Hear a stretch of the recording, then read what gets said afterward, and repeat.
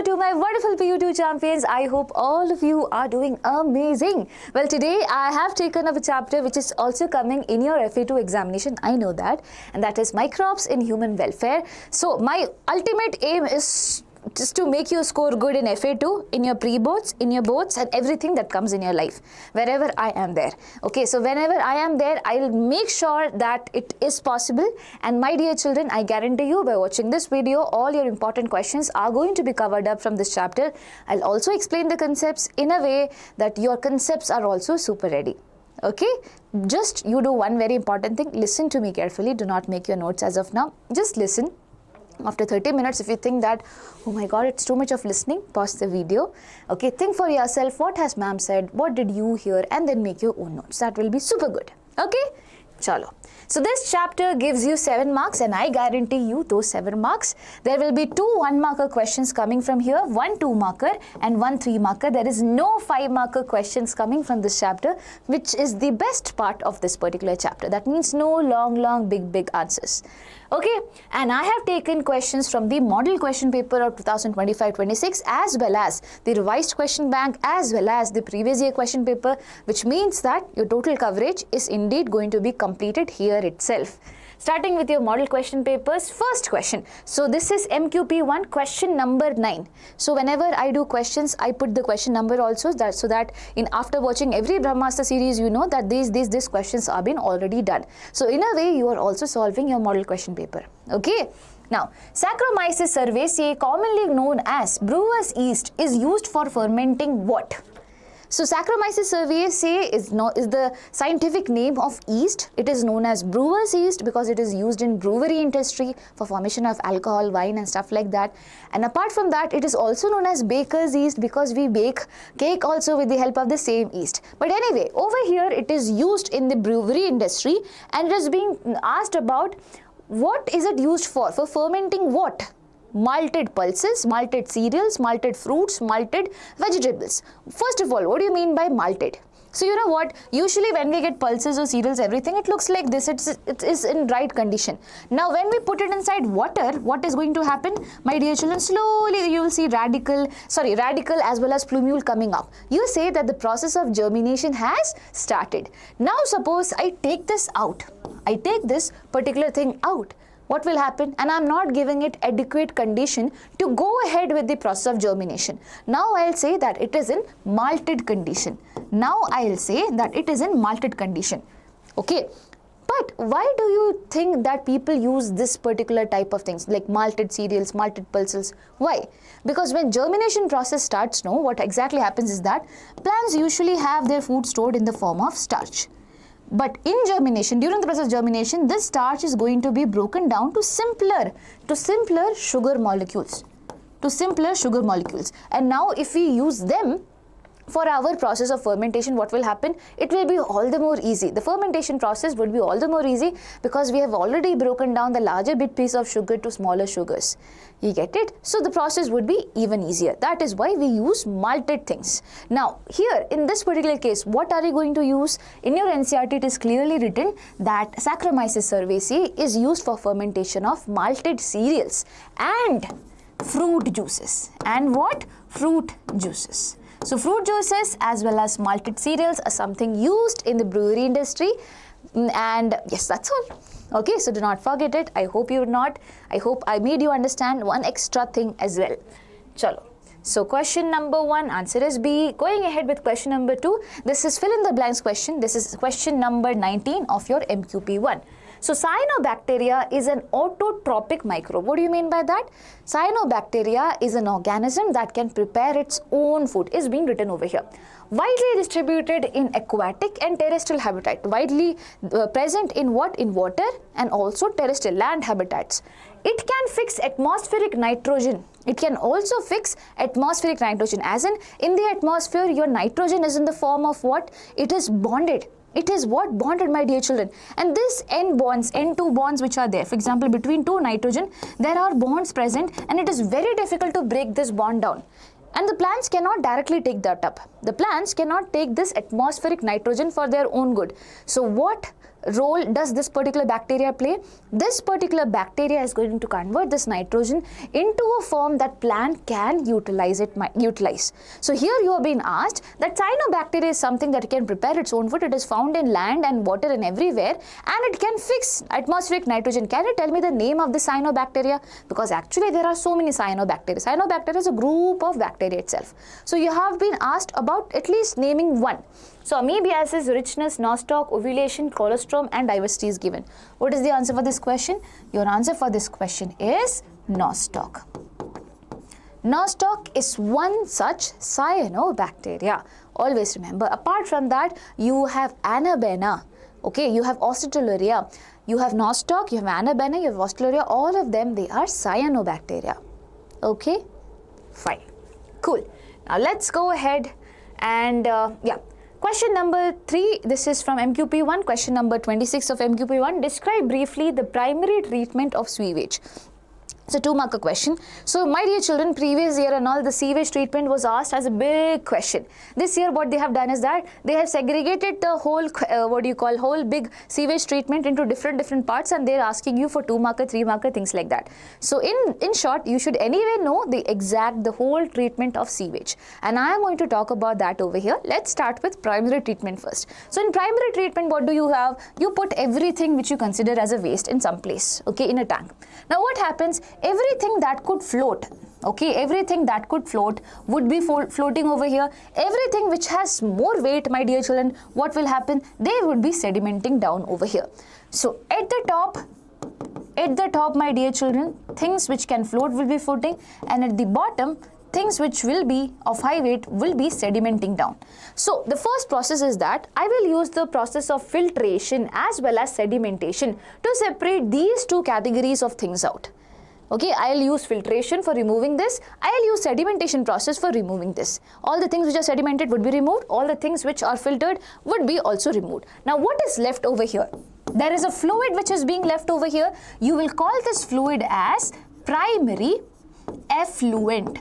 Okay, what will you call it? You will call this as primary effluent. Now this is taken for the second process, which is known as the secondary treatment. So in the primary treatment, you did nothing but filtration and sedimentation for removing all these things. Now whatever thing you are left with is known as primary effluent, which you take for the next process, which is secondary treatment.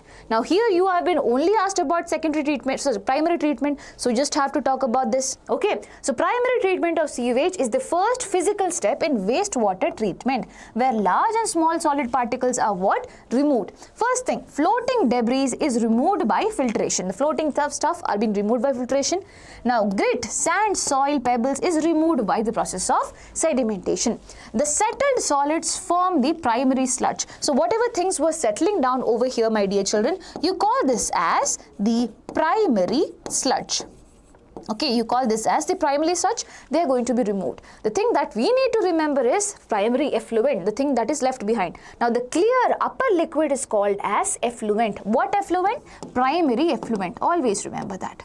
And now this effluent is sent for the secondary treatment. So here ends your answer for the primary treatment of sewage. But now since anyway we are talking about sewage treatment, why not solve this question entirely? So I have this question, don't worry when I scroll up. Okay, the questions are going to end up like this.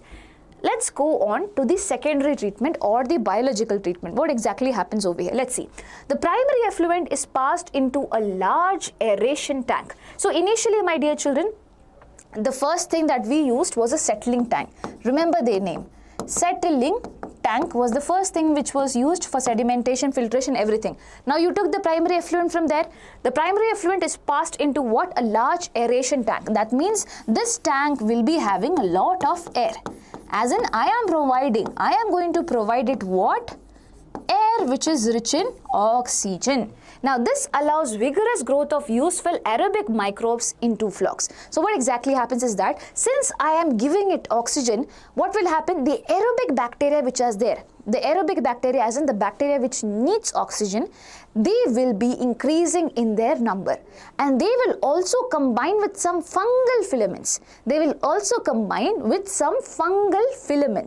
So the primary effluent which is there It is right now over here. Inside that, probably there might be some aerobic bacteria. This aerobic bacteria, my dear children, will be now increasing in number.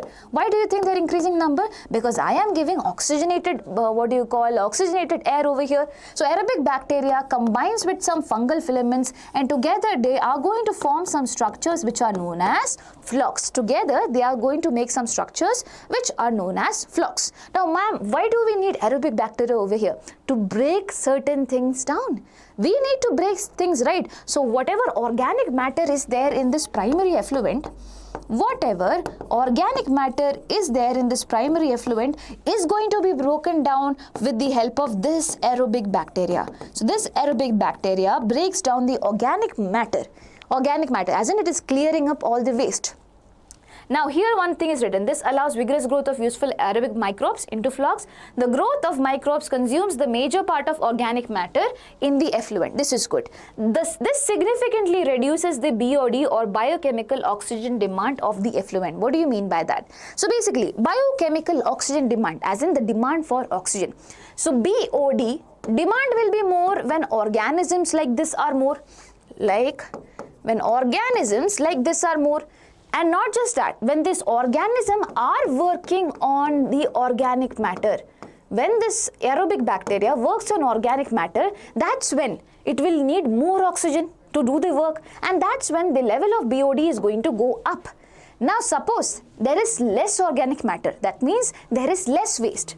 Suppose the amount of waste is less, that means the aerobic bacteria, do you think it will need more amount of oxygen? No baba, it will need less amount of oxygen. So that is why we say biochemical oxygen demand is going to go less. So as of now, aerobic bacteria were there, they worked on the organic matter, they broke it down. Initially they needed oxygen, but now since the level of organic matter is less, now the BOD also goes less. So this significantly reduces the BOD, and what will happen? BOD refers to the amount of oxygen required to oxidize total organic matter by bacteria present in 1 liter of water. This is also important.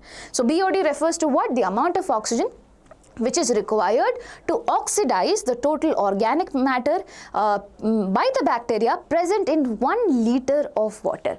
So I hope you have got it. We have done nothing, my dear children. We have taken the primary effluent, we have put it in large aeration tank. That means I am giving it air. Now the aerobic bacteria which was there, it will pair up with some fungal filaments to form some structures known as flocs. Now this flocs which are there, it will act on the organic matter present in the primary effluent, try to break it down. Now at the end process, okay, initially BOD will be high because aerobic bacteria there, they need oxygen to break it down. Later on, when the amount of organic matter becomes less, what will happen? BOD is also going to less. And then we understand that, okay, everything is sorted. The amount of organic matter which was there, it is comparatively lesser. So if at all the BOD is less, it is always good. It is always good. So these things are being done. These all things are being done. Now you move on to the next thing. So wait, BOD is the measure of organic matter present in the water. Greater the BOD of water, more is the polluting potential. Once the BOD of sewage is reduced significantly, the effluent is now passed into the settling tank. So first we had settling tank, from there we took it to large aeration tank. Now we are putting it back into settling tank where the bacterial flocs are allowed to sediments. So now in the settling tank, what will happen? The bacterial flocs which were there, okay, bacterial flocs as in bacteria plus the fungal filaments, they are going to settle down. What happens to this effluent which we just cleared up? This particular effluent which is there, my dear children, it is transported. But before that, let's talk about the sediment. So over here you had the floc. You call this particular thing as the activated sludge. What do you call this as? The activated sludge. So the sedimented bacterial flocs are known as the activated sludge, and where are they settling down? In the settling tank. Now what is the use of this particular activated sludge? I'll tell you. So some part of it, little part of it, we put it in the aeration tank. Why? Because this small part that we have taken has the aerobic bacteria plus the fungal filaments. Now if we put it back in the previous tank, that is aeration tank, the next thing that comes, the next primary effluent that comes to be cleared up, can be cleared up with the help of these aerobic bacteria, because you have given that inoculum. Now in the presence of air, they will divide and be in more amount. Okay, so over here, the bacterial flocs are allowed to sediment. These sediments are known as activated sludge. Now, small part of the activated sludge is pumped back to the aeration tank to serve as what? Inoculums. They serve as the basic thing which can later on divide and increase the number. Now, the remaining sludge is pumped into anaerobic sludge digester. Now, the remaining sludge which remains, my dear children, I am going to put it back into what? Something else. What is that something else, my dear children? I am going to put it in anaerobic sludge digester. So activated sludge is going to be digested in some anaerobic sludge digester. So from settling tank, I am going to take it over here. In the anaerobic sludge digester, there is other kinds of bacteria which grow anaerobically. That means they do not need oxygen. That is why anaerobic. Digest the bacteria and fungi in the sludge. So this particular thing that we collected is now put into some anaerobic sludge digester. Now the floc which was there is going to be broken down by this anaerobes or anaerobic bacteria, those who do not need oxygen. During this digestion, bacteria produces biogas. During this digestion, bacteria is going to produce biogas, and biogas is a mixture of what? It is a mixture of methane.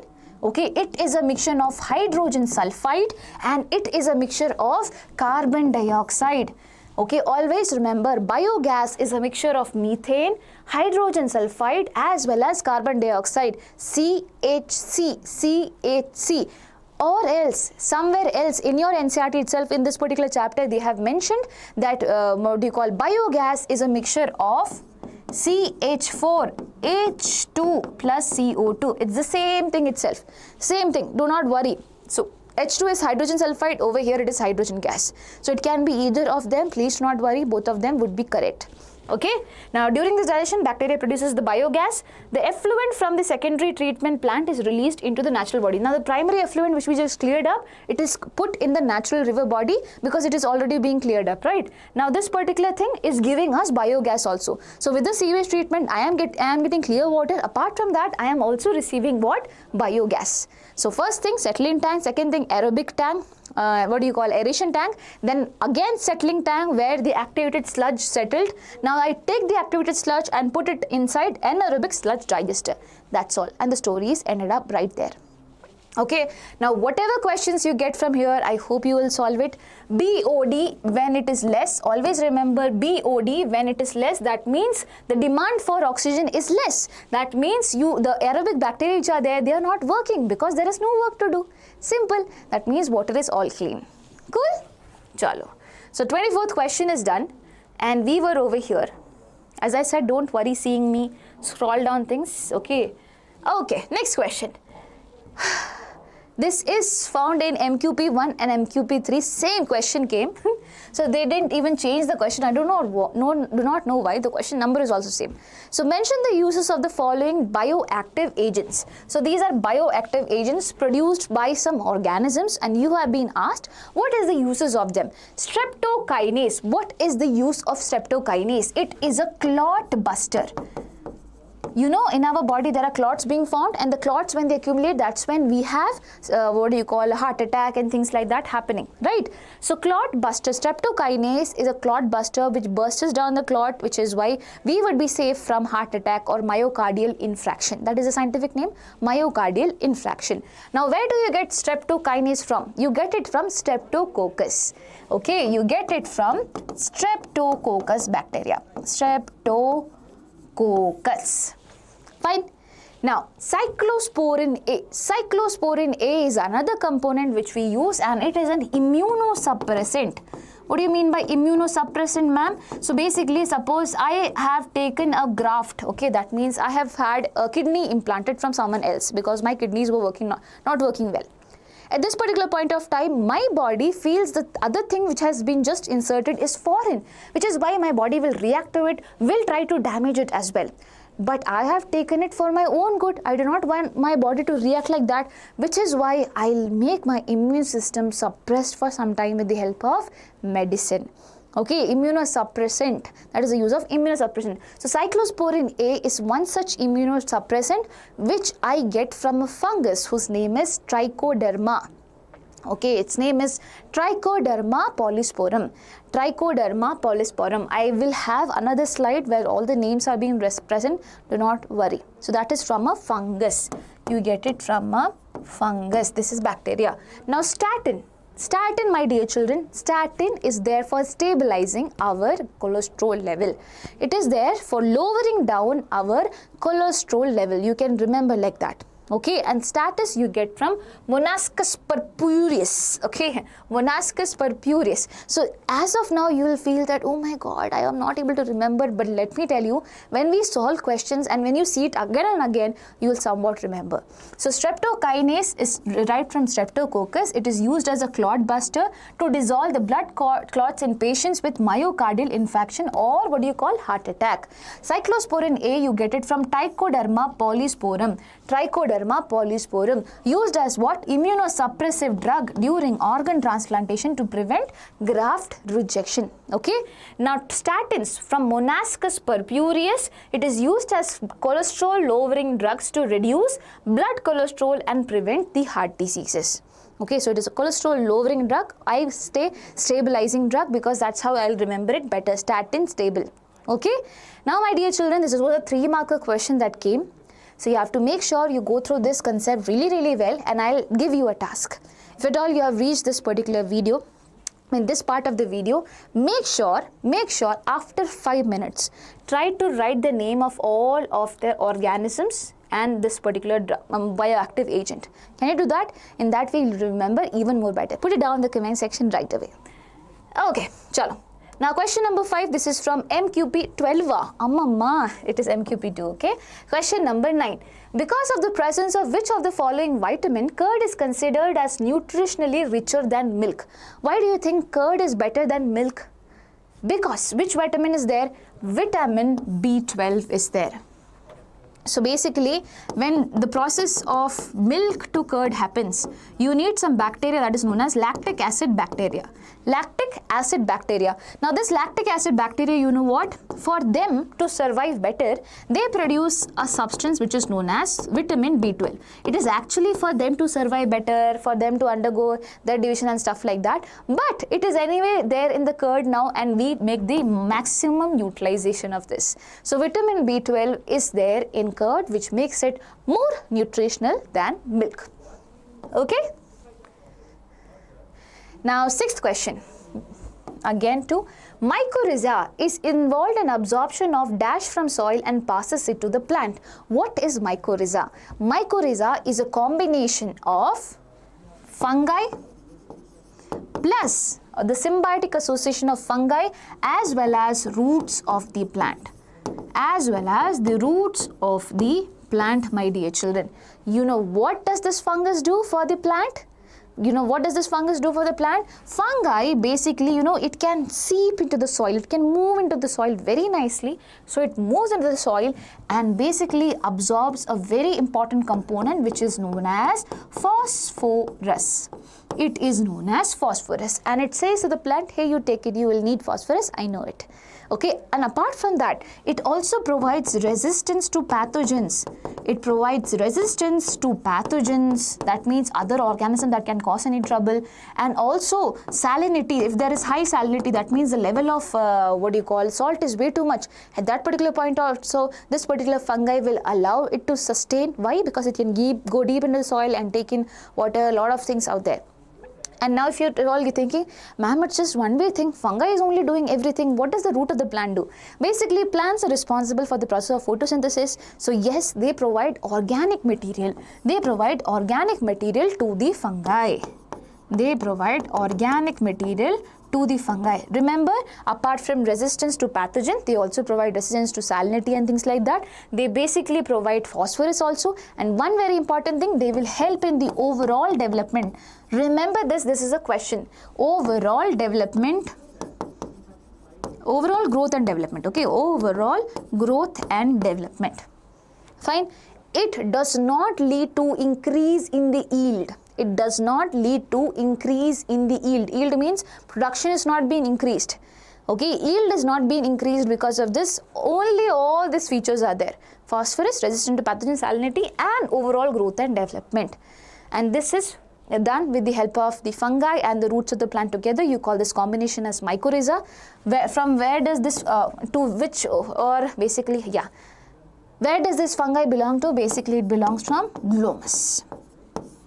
You say glomus. Okay. So, mycorrhiza is involved in absorption of dash from the soil and passes it to the plant. It will be what? Phosphorus. Don't write potassium and come in. It is phosphorus. Phosphorus. Okay. Now, okay. Question number 26 of MQP2. What are flocs? Write their significance in sewage treatment. I told you, you get multiple types of questions from sewage treatment itself. So this is an example. What are flocs? Flocs are nothing but the combination of aerobic bacteria plus the fungal filaments. What do? They break down the organic component which was there.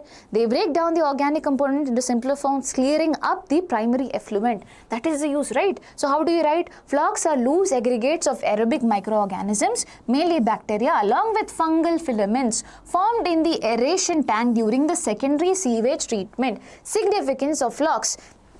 They break down organic matter present in the sewage. This reduces BOD, biochemical oxygen demand. Lower BOD means reduced pollution potential of the effluent. They help in purifying sewage biologically before it is being released. Isn't it true? Yes, ma'am. Everything is true. And this is how we need to write our answers. Point by point, 1, 2, 3.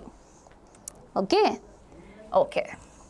Now the 3-marker question that have come in MQP2 and question number 33, name the microbes that help in the production of the following bioactive agents. Now I told you after every 5 minutes you had to write down the name of the organisms, right? Same questions have repeated again. So it is there in model question paper 1, model question paper 3, same question. Here they just have changed the order.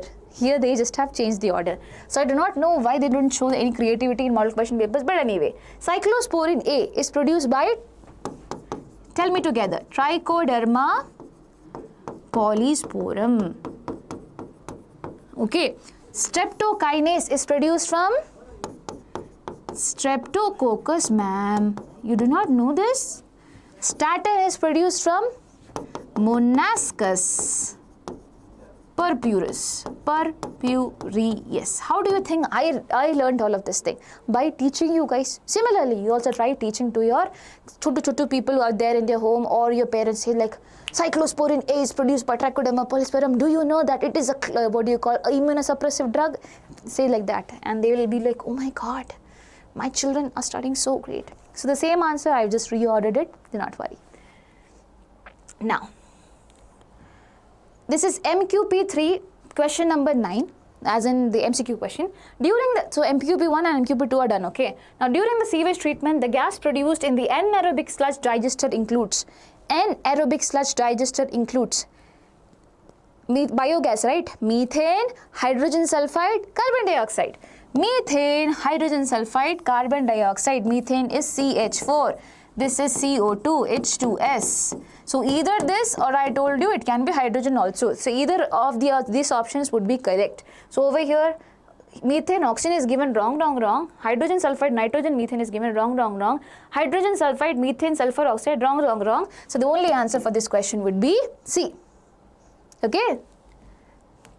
Chalo. Next question.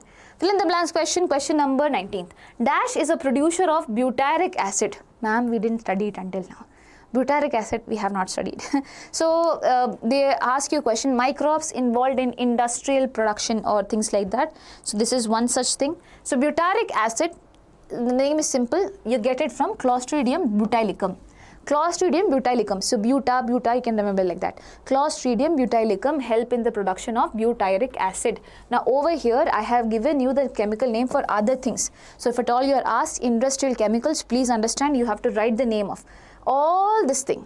You have to write the name of all this thing. If it's a 2-marker question, it can be a 3-marker question also. So please understand, you need to remember this. You need to remember this. The question might have come like this, but in the revised question bank, you have 2-marker, 3-marker questions which contains this content also.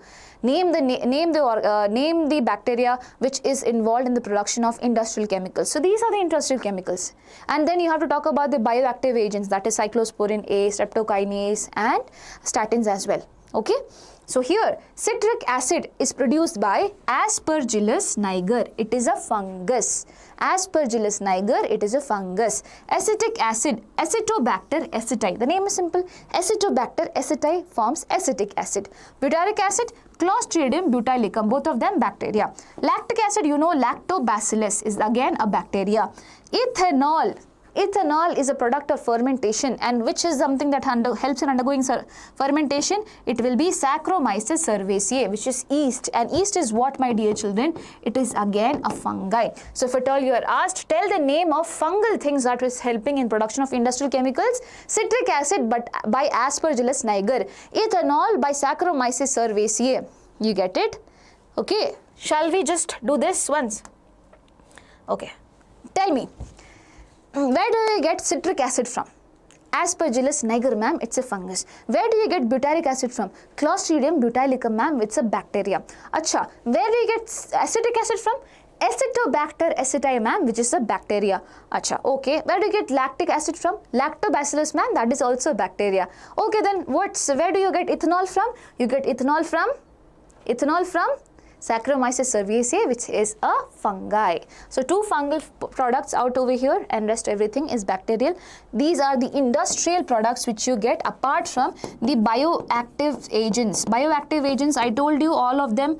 Cyclosporin, okay, cyclosporin, streptokinase, you have to write that, and statin. Not writing it, but I'm just telling you. Cool?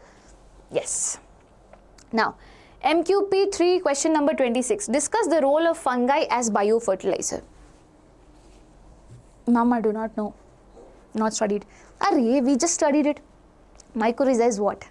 Is a combination of fungi and the root of the plants? No, you have to talk about that only. They are biofertilizers. Aren't they providing nutrients? Aren't they providing nutrients? Which is why you call them biofertilizers. Okay, fertilizers' role is to basically provide nutrients. Biofertilizers means organisms that act like fertilizers. So over here you have to talk about what? Your fungi. So mycorrhiza is from glomus, forms a symbiotic association with plant roots. Glomus mycorrhiza fungus lives in close association with the roots of the higher plants, enhances phosphorus absorption. The fungus absorbs phosphorus from the soil and transfers it to the plant, improving the nutrient uptake.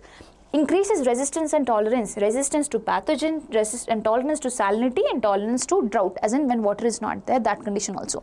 And also overall increase in plant growth and development, not responsible for increasing yield. I'm telling you again, you'll see a question. Mutual benefit to fungus and plant. The fungus receives organic nutrients from the plant, completing the symbiotic relationship. All of them are super happy. And this is the role of fungi as biofertilizers. Mainly you have to stress on this.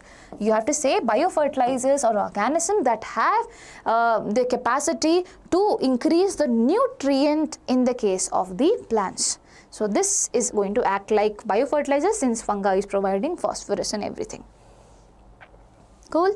And now we get into the revised question bank questions. I hope we are covering concepts. Now if at all you feel it's too much for me to remember, pause the video right now. Go through it, go through everything that we have just learned, and it will be a lot more better. Okay? Okay, first question. Propionibacterium shermani is used in the production of what? Roquefort cheese, Swiss cheese, bamboo shoots, or ferment fish. This is question bank question number 1.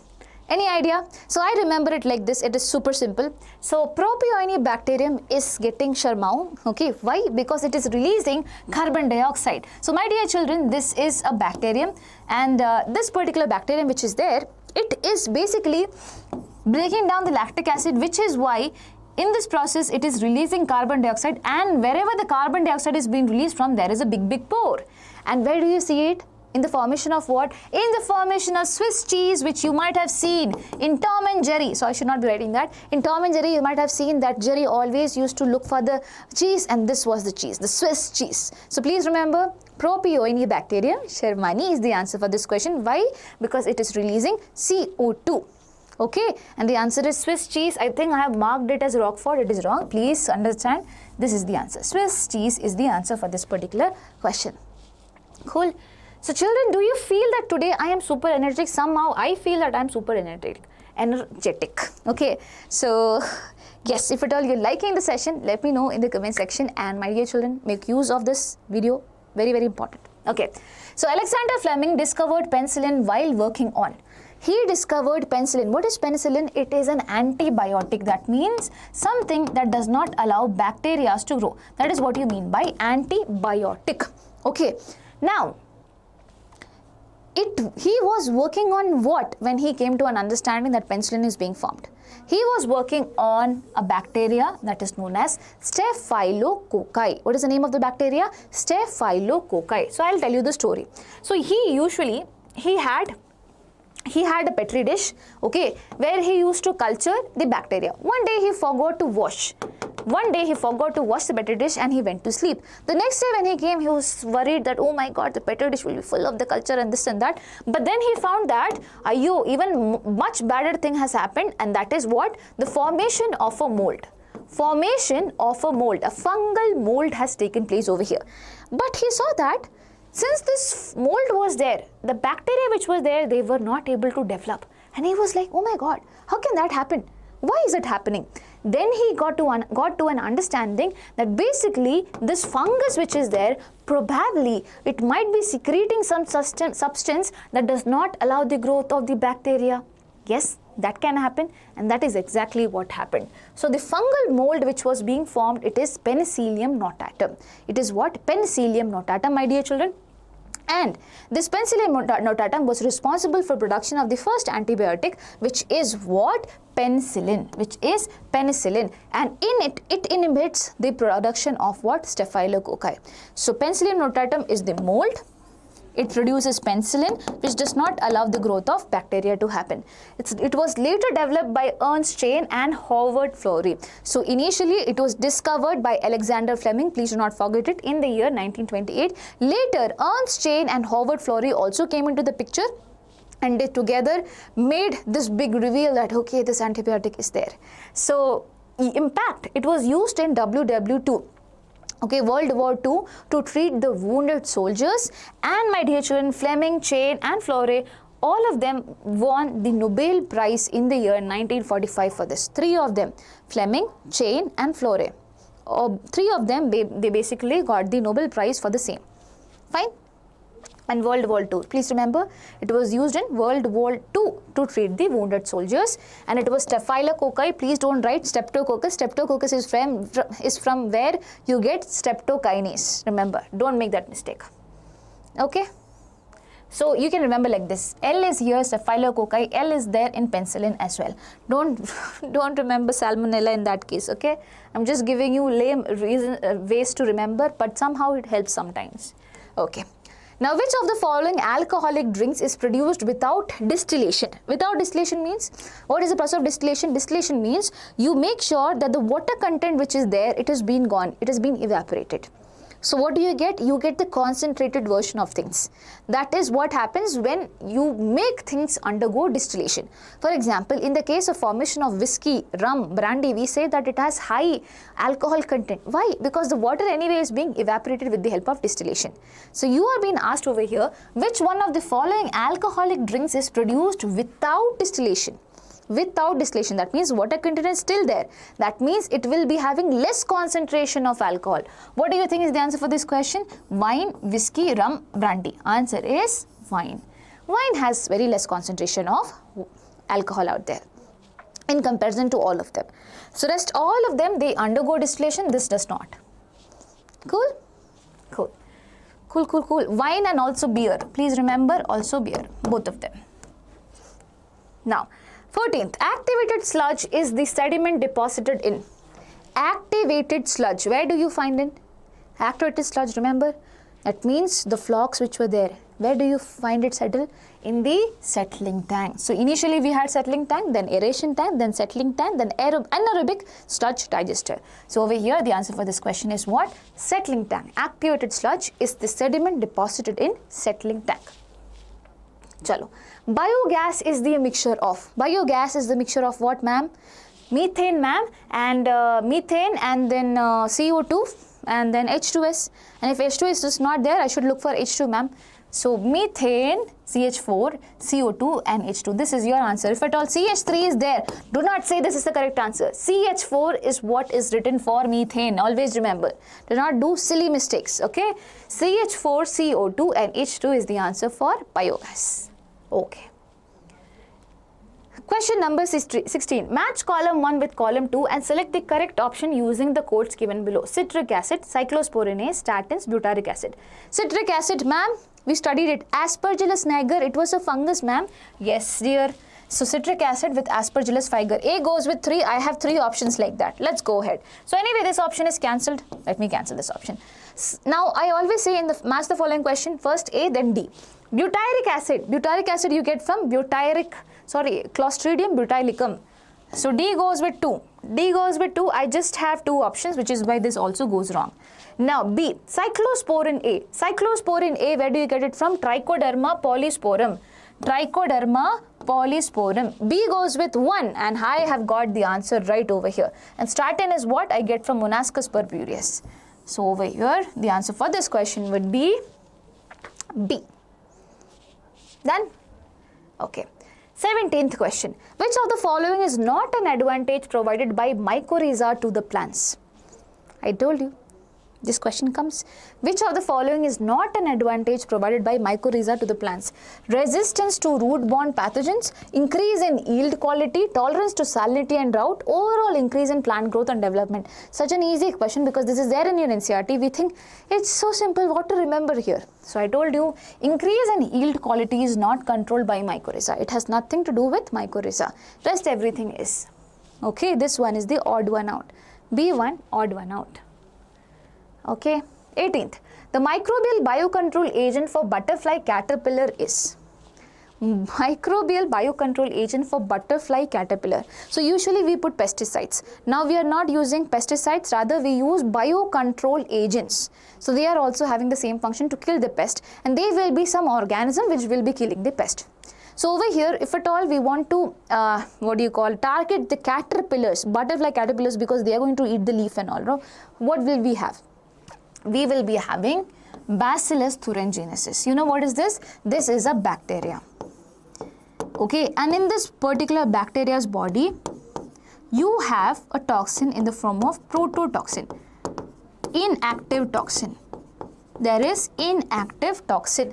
The specialty about this toxin is that once an organism ingests, suppose this particular caterpillar ingests the bacteria somehow it ingests the bacteria. Now the bacteria is inside the gut. Now the bacteria, it's inside the gut of this particular caterpillar out there. Okay.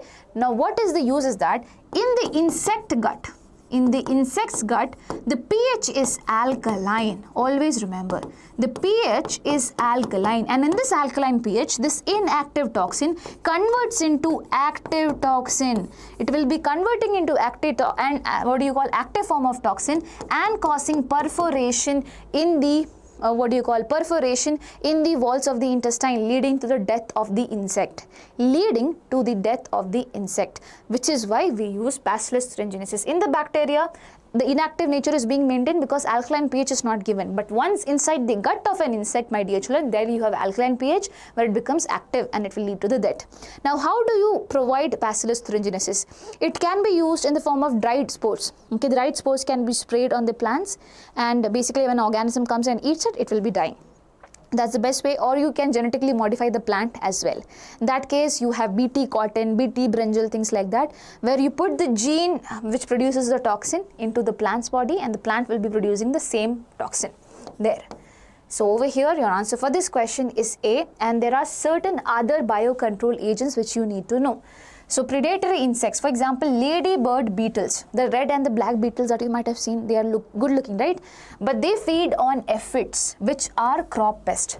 They feed on aphids. So ladybird beetles are there for lowering down the number of aphids. Now dragonflies which are there, they feed on the mosquito larvae. So predatory insects which are there, the insects which directly eat things, ladybird beetles, they eat aphids. Dragonflies, they eat the mosquito larvae to control the mosquitoes. Now microbial biocontrol agents, you have Bacillus thuringiensis Bt, a bacterium whose spores kill the butterfly caterpillars when eaten. Available as dried spores in sachets mixed with water and sprayed on plants like brassicas such as cabbage, cauliflower and fruit trees. Always remember, cabbage, cauliflower and fruit trees are being sprayed by this so that it can be safe from all sort of pests out there. Now fungal biocontrol agents is also there. Remember trichoderma? Trichoderma was helping in the production of cyclosporin A, which was an immunosuppressant agent. Similarly, you have trichoderma fungi, another species of it.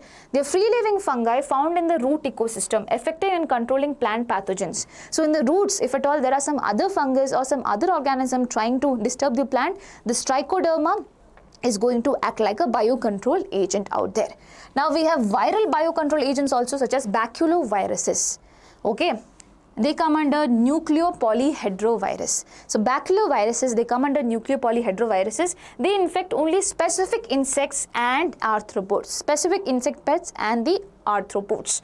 Eco-friendly, does not harm the plants. So over here, predatory insects, ladybird beetle and dragonfly. Dragonfly eats the mosquito larva, ladybird beetle eats the aphids.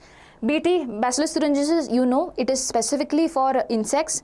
Apart from that, you have, it can be sprayed on brassicas such as cauliflower, cabbage and things like that. Fungal biocontrol, you have trichoderma, which is there in the roots, and it can prevent the other organism from attacking the roots. Viral biocontrol agent, baculovirus, comes under nucleopolyhedroviruses. They are also responsible for killing insects as well as some arthropods. Make sure you go through this. This can be also a 3-marker question. Tell the name of the biocontrol agents and explain them. 3-marker question. Now, which of the following is a bacterial biofertilizer? Bacterial biofertilizer. So, ma'am, we studied about biofertilizer. In that case, we spoke about mycorrhiza, but it was fungal. Over here, about bacterial is asking. So, Annabena, Nostoc, Rhizobium, Oscillatoria is being mentioned. Ma'am, we studied cyanobacteria, no? Nostoc is an example of cyanobacteria, so it comes under bacteria. Listen, in bacteria you have different types of bacteria. One such type of bacteria is cyanobacteria. Okay, cyanobacteria, where your Nostoc, Annabena, Oscillatoria come in. Your plain bacterium which is there, it is Rhizobium. It is what? Rhizobium. It is a bacterial biofertilizer. So over here again I have a text. So types of biofertilizers, nitrogen fixing bacteria, cyanobacteria and the mycorrhiza fungus. These 3 are biofertilizers. This we have studied, here we will study. Nitrogen fixing bacteria, Rhizobium, forms root nodules in leguminous plants such as pea plant and stuff like that. They fix atmospheric nitrogen into usable form. Similarly, you have Azospirillum and Azotobacter. They are free-living bacteria that enrich soil nitrogen content. So Rhizobium, Azospirillum and Azotobacter. Rhizobium, Azospirillum and Azotobacter, 3 of them are plain bacteria which fixes nitrogen. You have cyanobacteria, there is blue-green algae as well. Example is Annabena, Nostoc and Oscillatoria. ANO. Okay. Annabena, Nostoc, Oscillatoria. Instead of you know, ano. Okay, so you can remember like that. They also fix atmospheric nitrogen, they increase the soil fertility, and they are used as biofertilizers mainly in paddy fields. They are used as biofertilizers mainly in paddy fields. Also add organic matter to the soil. They also add organic matter, but yes. Okay, so Rhizobium, Azospirillum, Azotobacter over here, plain bacteria, cyanobacteria, Annabena, Nostoc and Oscillatoria. They are used in paddy fields. They increase the organic matter in the soil. Okay. Now, select the correct statement from the following. Biogas is produced by the activity of aerobic bacteria on animal waste. Biogas is produced by activity of anaerobic bacteria, not aerobic bacteria. Wrong. Methanobacterium is aerobic bacterium found in the rumen of the cattle. So, rumen is a part of the digestive system. So, is methanobacterium an aerobic bacterium found in the rumen of the cattle? Well, it is not. It is anaerobic bacterium. Okay, it is anaerobic bacterium, and they're helping in basically breakdown of cellulose and stuff like that. So this is wrong. Biogas, commonly called gobar gas, is pure methane. Is it pure methane? No, it can be hydrogen, it can be CO2 as well. So this is wrong. Activated sludge in settlement tanks of STPs, sewage treatment plants, is a rich source of aerobic bacteria. Activated sludge, is it a rich source of aerobic bacteria? Yes, ma'am, it is. Okay, it will be a rich source of aerobic bacteria as well as the fungal filaments. Fine. Now, explain the role of microbes in industrial products. So basically, my dear children, over here, I hope this is clear. Methanobacterium is there in the rumen of the cattle. There it is there for the breakdown of cellulose. And basically, when a cow puts a dung, methanobacterium, everything comes out in the dung also. And this acts as the anaerobic bacteria which are there. Okay, these are the anaerobic bacteria which will be there. So now explain the role of microbes in industrial products. I already told you. Talk about citric acid, acetic acid, all of that. Apart from that, please talk about streptokinase, cyclosporinase, statin, and penicillium notatum. Products is what? Penicillin. That is also an industrial product. It's a medicinal product, right? So please write that also. Penicillium notatum. So when you first go through the chapter, there might be a lot of confusion, which is why I'll request you have a paper. As far as you remember, however you can remember, try to put down the names of all the things category wise, industrial, household, this, that. So it will be even more easier for you to recollect. Now explain the role of microbes in household food practices. So first thing that we have is lactic acid bacteria. It is going in milk and converted into curd. LAB produces acids that coagulate and partially digest milk proteins. So what does lactic acid bacteria do? They partially digest the milk proteins. What is milk protein? Casein, my dear children. Partially digests, which is why we have clumps, okay, found. A small amount of curd added to the fresh milk acts as inoculum or the starter, because in the curd you have anyways lactic acid bacteria. When you put it over here, they are again going to start the same process. Okay, and it increases the nutritional value by adding vitamin B12. Now baker's yeast, Saccharomyces cerevisiae, is used for making bread. Okay, I told you. And toddy, it's also brewer's yeast also, but in that case it is there in the brewery industry. Now toddy, a traditional drink, is made by fermentation of sap from palms. And large holes in Swiss cheese are due to production of large amount of CO2 by bacterium named Propionibacterium shermani. And Roquefort cheese is ripened by specific fungi, that is Penicillium roqueforti, which gives specific flavor. I told you Penicillium notatum produces penicillin.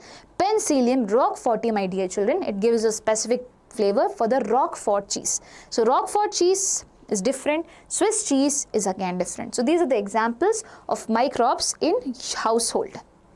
Okay. Okay. Explain a typical biogas plant with a neat label diagram. So this can also be a 3-marker question. So this is the diagram. So over here I'll explain you what exactly happens. You put the dung along with some water over here, and now slowly it will be moving to the digester. This digester is sealed, okay? There is no air over here, which is why the anaerobic bacteria which is found in the cow dung, the methanobacterium which is found in the cow dung, they will be doing anaerobic respiration. They are going to start down the breakdown of food over here, the organic matter and stuff, right? So they will produce what? The methane gas, the H2S, or basically the H2 or CO2, all of the things. And now slowly this will be rising up. This will be rising up, and not just that, the gases which are there, they are going to go through this pump to different houses. And whatever is left behind, the digestive senses move up, my dear children. Whatever is left behind moves to the next place, which is this, where you get the sludge. Now this sludge can be used as fertilizers for plant as well. So 2 cases, I am getting my biogas, and apart from that the fertilizers are also received. So this is the place I put, then goes here, it undergoes all the things, okay, breakdown and everything, production of biogas happens, it is transported, and whatever is left is being there put in the sludge. So the biogas plant consists of a concrete tank in which bio-waste are collected and a slurry of dung is fed.